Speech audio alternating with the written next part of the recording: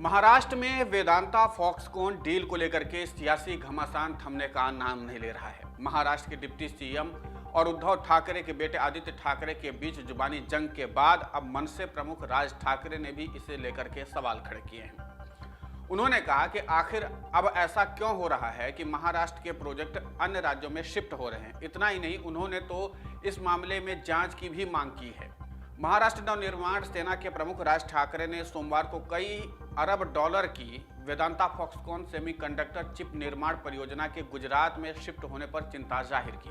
उन्होंने सवाल खड़ा करते हुए कहा कि क्या इसके लिए फर्म से कोई पैसा मांगा गया था। उन्होंने कहा कि अभी तक जब भी कोई उद्योग अपने किसी प्रोजेक्ट की शुरुआत करता था तो महाराष्ट्र उसकी सबसे पहली पसंद हुआ करता था, लेकिन अब ये बदल रहा है। उन्होंने कहा कि इसकी जांच होनी चाहिए कि महाराष्ट्र में आने वाले उद्योग अब दूसरे राज्यों में क्यों स्थानांतरित हो गए हैं। क्या उनसे पैसे की मांग की गई थी। नागपुर में एक प्रेस कॉन्फ्रेंस को संबोधित करते हुए उन्होंने बीते कुछ सालों में तेजी से हुई बदली राजनीतिक परिस्थिति पर भी चिंता जाहिर की। उन्होंने कहा कि मैंने महाराष्ट्र की राजनीति में ऐसी अराजकता और धोखाधड़ी कभी नहीं देखी। कोई नहीं जानता कि कौन किसके साथ है, कौन सरकार बना रहा है। इस दौरान उन्होंने पूर्व सीएम उद्धव ठाकरे पर भी हमला किया। राज ठाकरे ने साल 2019 में सीएम पद के लिए हुए बीजेपी और उद्धव ठाकरे के बीच नेतृत्व वाली शिवसेना के विवाद पर अपनी भड़ास निकाली। उन्होंने इस पूरे विवाद का जिक्र करते हुए कई सवाल भी किए। उन्होंने कहा कि उद्धव ठाकरे ने 2019 के चुनाव से पहले गठबंधन के नियमों और शर्तों की सार्वजनिक रूप से घोषणा क्यों नहीं की। क्या कुछ पार्टियों को वोट देने वाले लोग इस तरह की धोखाधड़ी को देखते रहना चाहिए। उद्धव ठाकरे पर हमला करते हुए मनसे प्रमुख ने कहा कि मतदाताओं का अपमान है। इस दौरान उन्होंने दिल्ली के सीएम अरविंद केजरीवाल के मुफ्त के वादों को लेकर पूछे गए एक सवाल पर कहा कि बस एक छलावा है ये और कुछ नहीं है। देश की जनता चीजों को उचित मूल्य और उचित समय पर चाहती है, न कि मुफ्त में पाना चाहती है।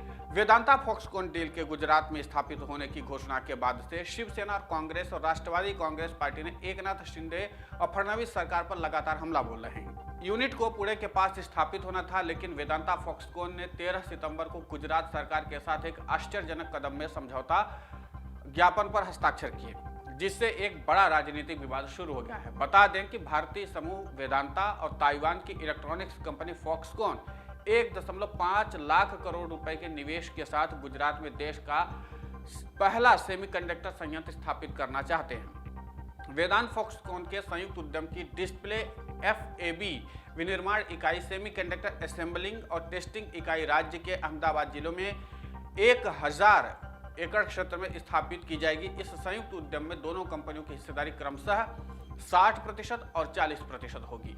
कुल मिलाकर के जिस तरीके से राज ठाकरे अब एक एक मुद्दा उठा रहे हैं, हालांकि यहाँ पर फॉक्सकॉन के मामले को लेकर के वो जांच की बात तो कह रहे हैं, लेकिन इसमें शिंदे सरकार की भी खिंचाई वो कर रहे हैं। शिंदे सरकार पर भी सवाल पैदा कर रहे हैं कि क्या सरकार वाकई में इस स्थिति पर है कि जो प्रोजेक्ट्स हैं उनको स्थापित नहीं कर पा रही है। जो प्रोजेक्ट्स पहले से यहाँ पर संचालित होने थे वो भी नहीं स्थापित हो पा रहे हैं। ऐसे में राज ठाकरे जो सवाल सरकार से पूछ रहे हैं और जिस तरीके से उद्धव ठाकरे को घेर रहे हैं, उससे एक चीज तो साफ हो गई है कि महाराष्ट्र की राजनीति में अब वो एकला चलो रे राह में चल पड़े हैं। राज ठाकरे का ये पैतरा हालांकि पहली बार उन्होंने इस्तेमाल किया, लेकिन एक बार फिर से वो जिस तरीके से अकेली शुरुआत कर दी है महाराष्ट्र की राजनीति पर, उद्धव ठाकरे को जिस तरीके से घेर रहे हैं, उससे साफ हो गया है कि अब राज ठाकरे महाराष्ट्र की राजनीति में एक प्रासंगिकता के साथ साथ अपनी स्थिति को भी मजबूत करने वाले हैं और इसीलिए वो लगातार प्रयास कर। पहले विदर्भ में ही उन्होंने इस तरीके से आक्रामक शुरुआत कर दी, अब इसके बाद वो नागपुर के दौरे पर हैं और इसके बाद वो अमरावती भी जाएंगे और अमरावती में भी वो काफी कुछ तैयारी करके जा रहे हैं। मतलब एक चीज ये है कि राज ठाकरे इस बार महाराष्ट्र की राजनीति को न सिर्फ प्रासंगिकता के आधार पर देख रहे हैं, बल्कि इस पर अपने पार्टी का स्थायित्व भी मजबूत करना चाह रहे हैं और यही कारण है कि एक एक करके वो पूरे मुद्दे को उठा रहे हैं। उन्होंने वक्त लिया, मौका देखा, नजाकत को समझा और जब राज ठाकरे को लगा कि अब फॉक्सकॉन वेदांता वाले मामले पर खुलेआम बोलना चाहिए, जनता के बीच में बोलना चाहिए, तो जाहिर सी बात है कि एक बार फिर से राज ठाकरे ने मौके पर चौका लगाने की पूरी कोशिश की।